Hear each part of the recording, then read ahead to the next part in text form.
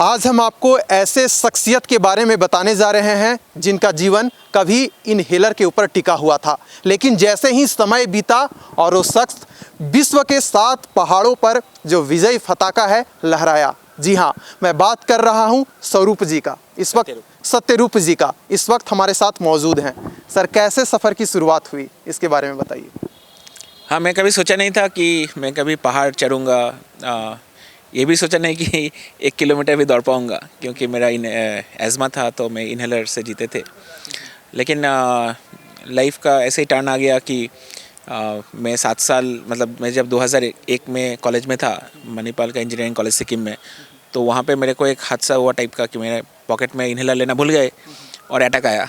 तो मैं सोचा था कि मैं मर ही जा रहा हूँ, लेकिन फॉर्चुनेटली बच गए। तो दिमाग में ये आया कि चलो इसके बिना जी भी सकते हैं। तो हमें वो हौसला हुआ कि चलो ये इनहेलर को छोड़ना है। तो मैंने 7 साल मेरे लाइफ के ऊपर एक्सपेरिमेंट किया और मैं छोड़ने का कोशिश किया। उसी के बाद 2008 में मैं पहले एक पिक्चर देखा कुछ पहाड़ का, तमिलनाडु का कोई छोटा छोटा चोटी। तो वो देखकर मेरे को इतना अच्छा लगा, तो मैं वो पहाड़ चढ़ने के लिए चले गए। और वो पहाड़ में जाने के बाद जब ऊपर पहुँचे तो इनहेलर भी लेके गए थे, लेकिन पहुँचने के बाद देखा कि मैं इनहेलर यूज़ नहीं करना पड़ा। तो तब मेरे को इतना कॉन्फिडेंस आया कि मैं कुछ भी कर सकता हूँ, क्योंकि अभी मतलब वो जो पिंजरे में बंद थे ना, तो वो फ्रीडम मिल गया, तो एक लिबरेटिंग फीलिंग हुआ। तो फिर मैं ट्रेक करना शुरू कर दिया, हॉर्स राइडिंग, पैराग्लाइडिंग, कायाकिंग, ये सब करना शुरू कर दिया वेस्टर्न घाट्स में।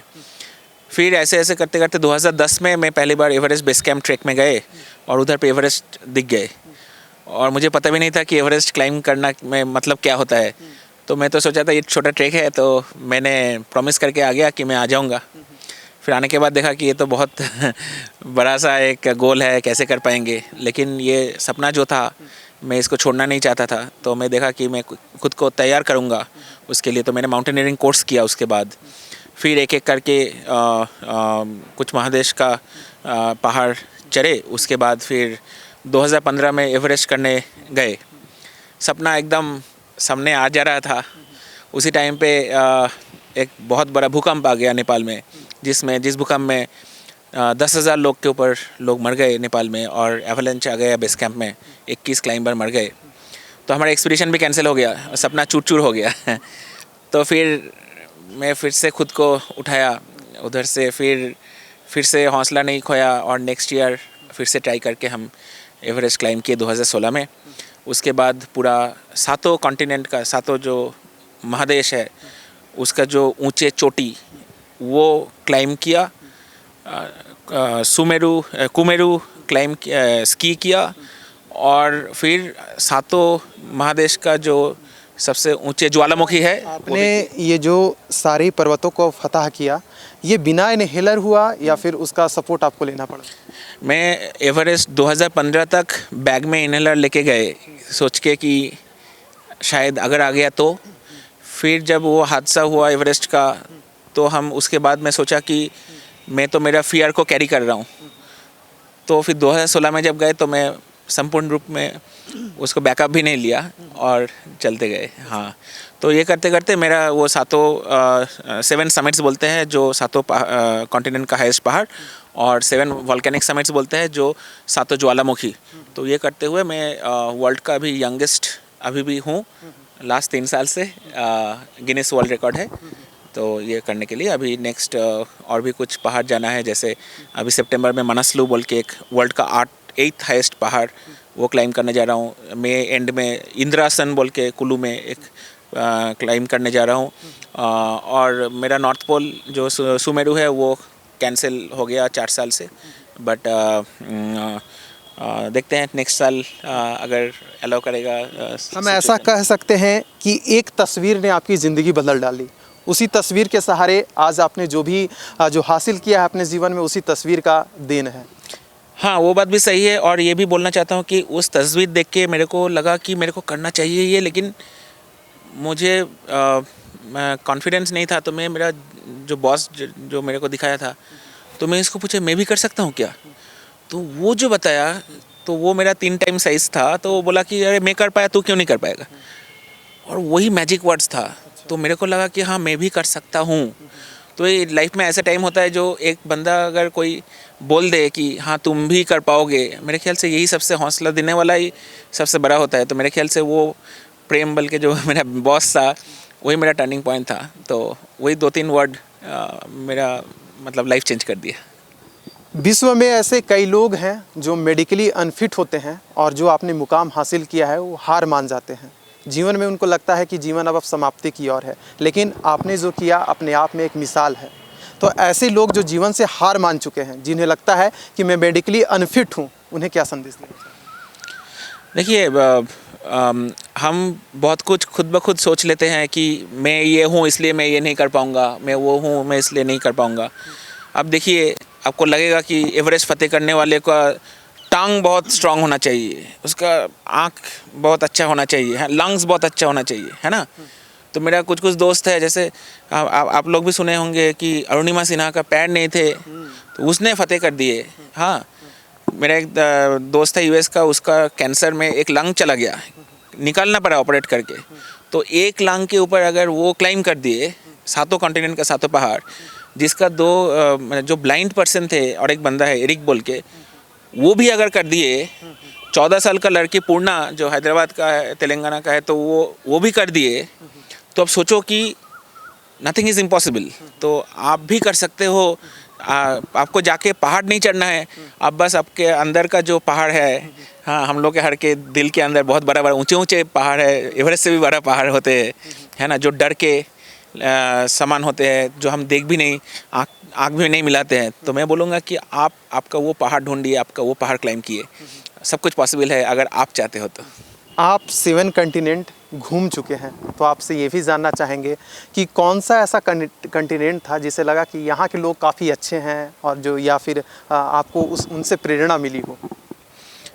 हाँ, हम जब पापुआ न्यू गिनिया बोल के एक छोटा सा आइलैंड है, वहाँ पे गए, तो उधर पे जो ट्राइबल्स लोग थे, तो वो इतना प्राचीन थे, मतलब आप सोच भी नहीं सकते कि वो लोग अभी भी बो एरो लेके चलते हैं, हंट करते हैं।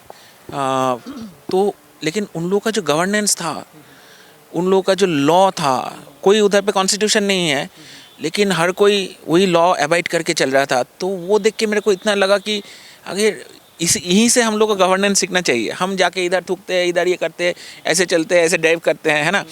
लेकिन उधर पे जो वहाँ पे भी एडुकेशन नहीं है, उधर पे कुछ नहीं है, कुछ इंफ्रास्ट्रक्चर नहीं है, फिर भी वो जो लॉ प्रिवेल कर रहा है, कोई चोरी नहीं कर रहा है, कोई ये नहीं कर रहा है, कोई चोरी भी करेगा तो उसके लिए लॉ है। हाँ, तो अभी भी उन लोगों का फाइट होता है, लेकिन प्रीडिटरमाइंड दिन में एक दिन बोल देता है कि इस दिन युद्ध होगा, 2 कम्युनिटी में युद्ध होगा। क्यों होगा? जो डिस्कशन में जो हुआ नहीं सब पाइल हो जाता है कि ये अनसॉल्व्ड है, फिर वो फाइट में जो जीतेगा वो उसके फेवर में जाएगा। मतलब जहाँ पे एजुकेशन नहीं है, जहाँ पे ये नहीं है, तो मैं ये गवर्नेंस देख के मेरे को बहुत अच्छा लगा। अच्छा, कौन सा ऐसा देश है जहाँ का खान पान आपको, क्योंकि आप भारत से हैं, तो ऐसा कौन सा देश था जहाँ का खान पान आपको आकर्षित किया, लगा कि ये काफ़ी बेहतर है?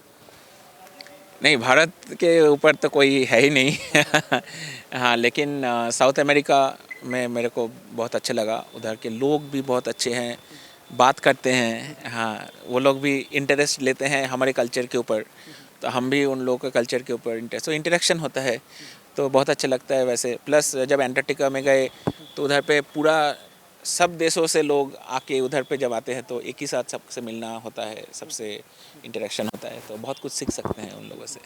जो जीवन में हार मान चुके हैं उनके लिए आप प्रेरणा स्रोत बन चुके हैं, तो आपके जीवन का जो अगला लक्ष्य है वो क्या है, संक्षिप्त रूप में बताइएगा।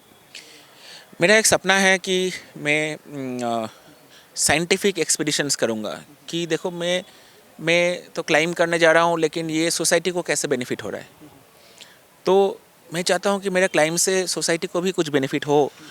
तो जैसे हम जिस जगह पे जाते हैं वहाँ पे तो साइंटिस्ट लोग जा नहीं पाएंगे, तो अगर हम कोलैबोरेशन कर सकते हैं और उन लोग के लिए सैंपल्स लेके आएँ और वो लोग रिसर्च करें, तो ये हमारा देश को साइंटिफिकली बहुत एडवांस कर सकता है, जैसे बाकी वेस्टर्न कंट्रीज़ कर रहे हैं।